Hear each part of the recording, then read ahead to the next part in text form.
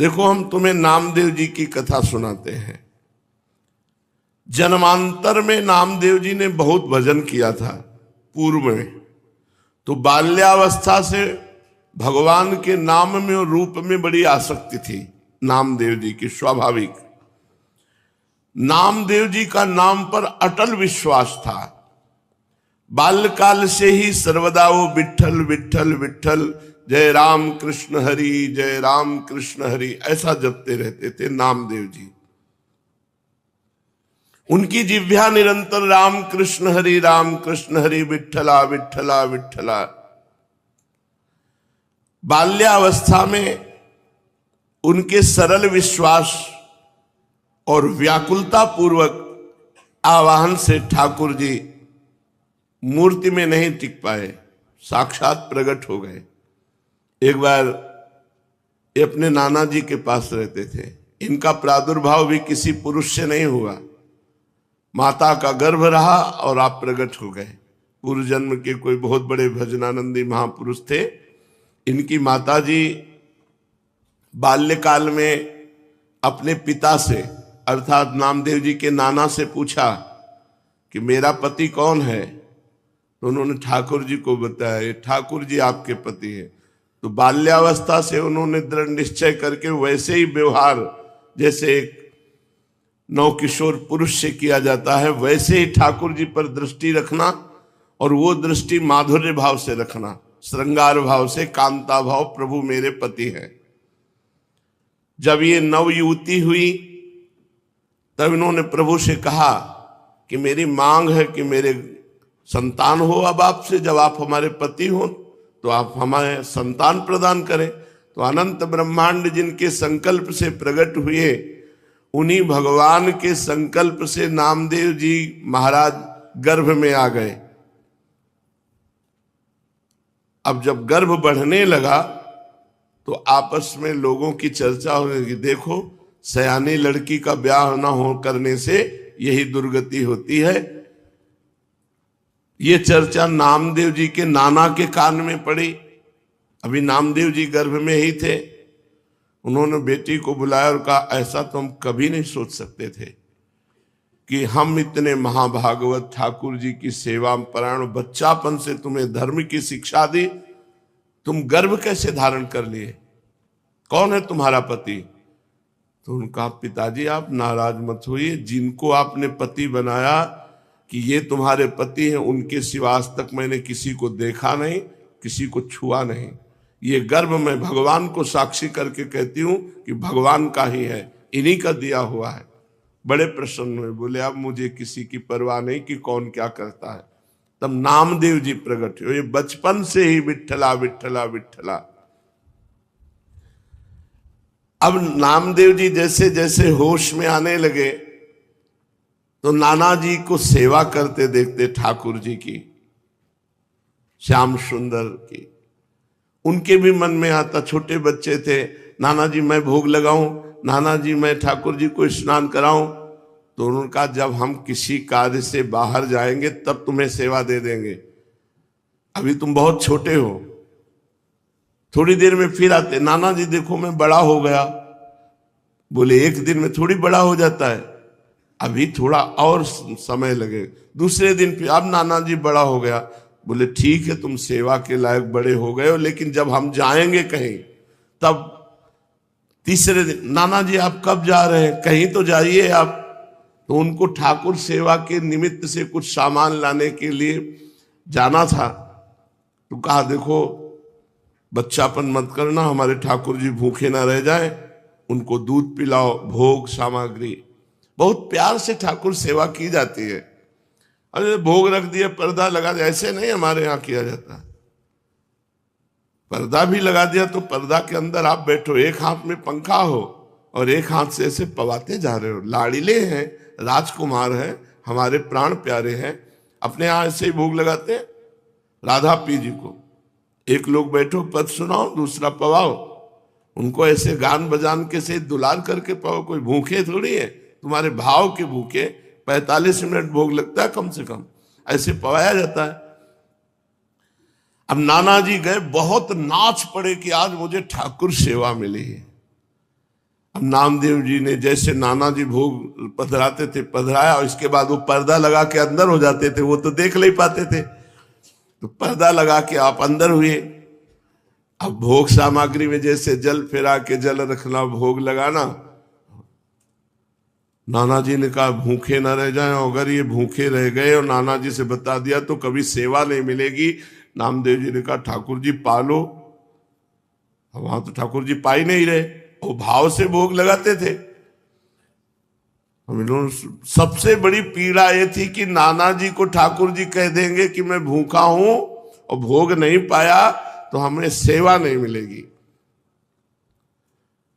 नामदेव जी ने बार बार प्रार्थना की, जब नहीं पाए तो नामदेव जी ने कहा कि देखो अगर नहीं पाओगे छुरी ली, अपना अपना गला काट देंगे, आपको पाना पड़ेगा, नहीं हमारी सेवा छूट जाएगी।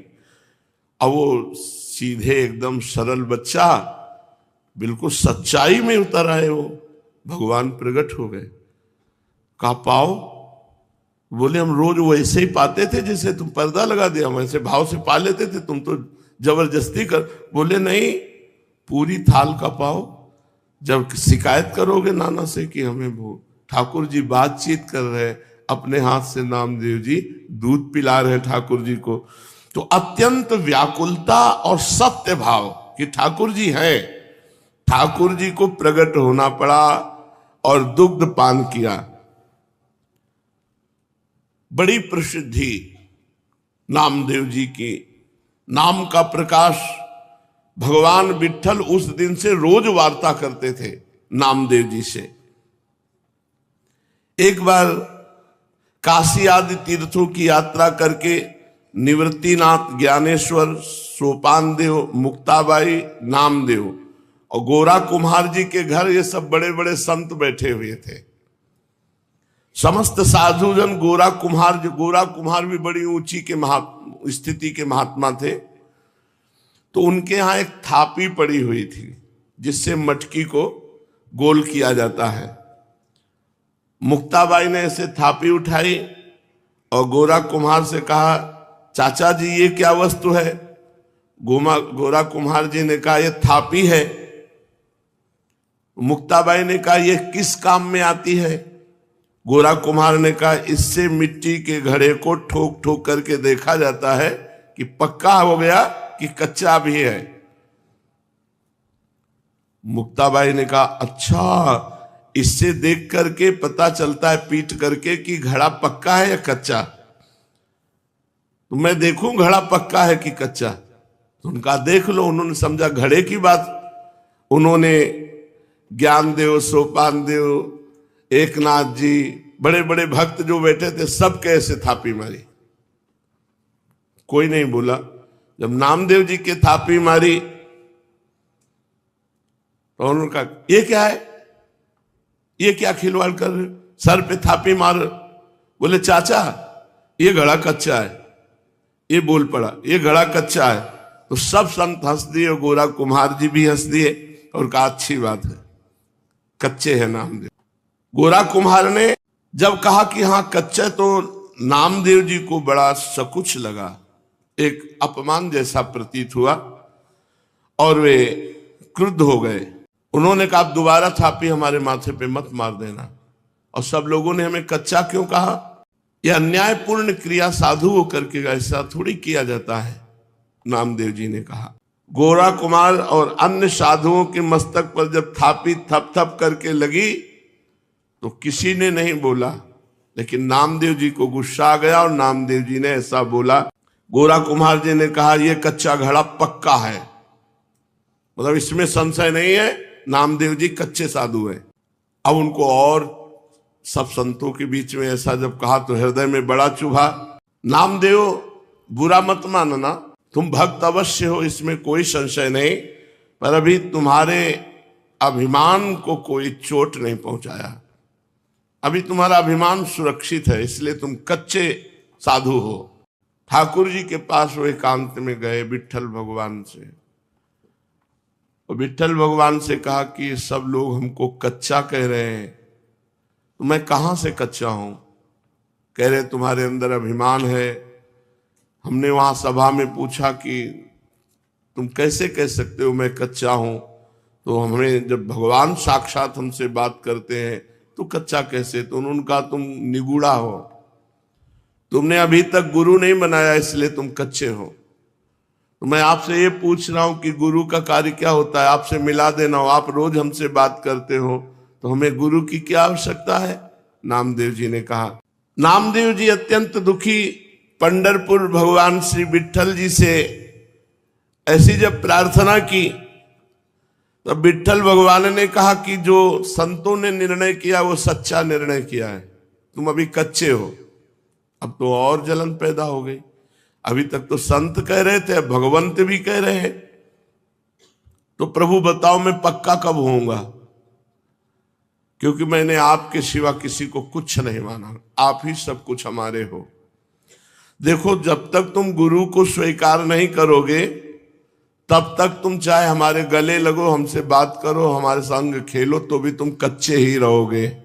हम तुम्हारे साथ सदैव रहते हैं, किंतु इस पर भी तुम्हें किसी मनुष्य देहधारी पुरुष को गुरु रूप स्वीकार करके उसके सम्मुख साष्टांग दंडवत होकर उसकी शिक्षा ग्रहण किए बिना तुम पक्के साधु नहीं हो सकते, क्योंकि तुम्हारा अहंकार ज्यों कहते सुरक्षित है। जब गुरुदेव के चरणों में साष्टांग लोटोगे और उनके वचन सुनोगे तब तुम्हारा अहंकार नष्ट होगा। अतएव तुम गुरु का वर्ण करो। तो नामदेव जी ने कहा कि प्रभु मैं कहाँ गुरु खोजूं, किसको गुरु बनाऊं। तो कहा जाओ, सामने जंगल है, उसमें एक भगवान शंकर का मंदिर है, उसमें एक विशोबा खेचर नाम के महापुरुष पड़े हुए हैं, उनको गुरु रूप में वर्ण कर लो। वहां गए, बड़ी विचित्र दशा देखी।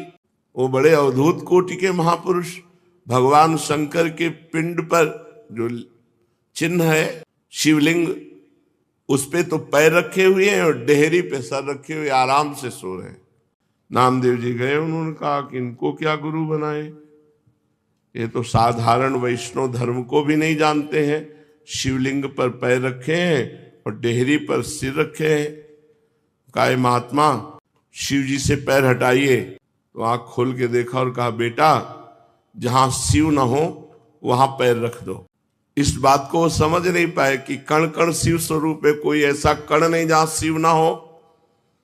उन्होंने पैर पकड़ा और हटाया, जे ही हटाया तो वहां दूसरा शिवलिंग, जिधर हटाते उधर शिवलिंग, क्योंकि सिद्ध महापुरुष ओहो चरणों में गिर गए। कहा बेटा कोई कण ऐसा नहीं जहां भगवान ना हो। बस नामदेव जी के हृदय में ये बात बैठ गई, कोई कण ऐसा नहीं है जहां भगवान नहीं, सर्वत्र भगवान है। नामदेव जी को उपदेश दिया। नामदेव जी ने विशोबा जी के चरणों में आत्मसमर्पण कर दिया। नामदेव जी विट्ठल भगवान को केवल मंदिर में ही मानते थे। एक दिन एक कुत्ता वो ठाकुर जी के लिए भोग बना रहे थे, रोटी बना के ऐसे रखी, घी गरम कर रहे थे, वो रोटी लेके भागा। गुरुदेव की बात याद आई, कोई कण ऐसा नहीं जहां श्री भगवान न हो। तो कुत्ते में भी भगवान है। कटोरा घी का लेके पीछे भागे चले जा रहे, प्रभु रूखी मत खाओ, घी चुपड़ा लो, नाथ अब हमसे छुप नहीं सकते, गुरुदेव की कृपा हो गई, आप ही हो। कुत्ते में भगवान को ढूंढ लिया। भगवान विट्ठल भगवान कुत्ते से प्रकट हो गए और कहा देखा गुरु कृपा देखी, मैं ही मुक्ताबाई के हृदय में बैठकर तुम्हारे थाप मार रहा था, तो तुमने मुक्ताबाई में मुझे न देखकर मंदिर में आके शिकायत की, और आज गुरु कृपा हो गई तो कुत्ते में तुमने मेरे को पा लिया, कुत्ते में मेरा साक्षात्कार कर लिया। तो गुरु कृपा विशिष्ट है, केवल ग्रंथ से देखकर मंत्र पढ़ने से भगवत प्राप्ति नहीं होती, गुरु कृपा से होती। 6 महीने में भगवत प्राप्ति कर ली ध्रुव जी ने, क्योंकि नारद जी जैसे समर्थ गुरु द्वादशाक्षर मंत्र का उपदेश किया। पांडुरंगा के आदेश से नामदेव जी सिद्ध महापुरुष हो गए, सर्वत्र भगवान का। एक बार भूत प्रकट हुआ तो उसमें कहा जय हो लंबकनाथ, बहुत लंबा चौड़ा भूत, उसमें विट्ठल भगवान को देख लिया। नामदेव जी के निरंतर अश्रु चलता रहता और गुरु प्रताप से वो सर्वत्र भगवान का साक्षात्कार करते। अचित चित ईश्वरहा चेतन अचेतन सब कुछ भगवान है, ऐसा नामदेव जी को दर्शन होने लगा। व्यास, पाराशर आदि महर्षि गण ने चेतन अचेतन सब कुछ भगवत स्वरूप लिखा, भगवत स्वरूप देखा। इसलिए नित्य गुरु की आज्ञा में रहे, प्रकृति अविकृति विश्वयोनि शुभा नाना वर्णात्मिका अजा त्रिगुण सुनिलया अव्यक्ता निर्व्यापारा परार्था महदमितसु, ऐसी दिव्य माया शक्तियों का पार पाकर वो परम पद का अधिकारी होता है जो गुरुदेव के चरणों का आश्रय ले लेता है। इस प्रकार चेतन अचेतन में सर्वत्र भगवत दर्शन कराने की सामर्थ्य केवल गुरुदेव में है। केवल मंत्र जपने से नहीं होगा कि तुम किसी किताब पुस्तक ग्रंथ से मंत्र ले लो और उसी से जपो और भगवान की प्राप्ति हो जाए। हमको ऐसे गुरु की जरूरत है जो आकार रूप धारण करके हमारे सामने हमको उपदेश करें, हमको डांटे, हमको दुलार करें, जिससे हम माया मुक्त हो जाएं।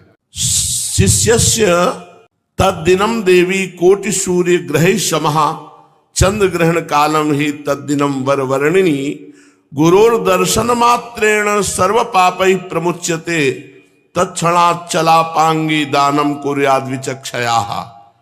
हे महादेवी, जिस दिन गुरु दर्शन लाभ हो जाए उस दिन शिष्य को करोड़ों सूर्य ग्रहण में दान देने का फल प्राप्त हो जाता है।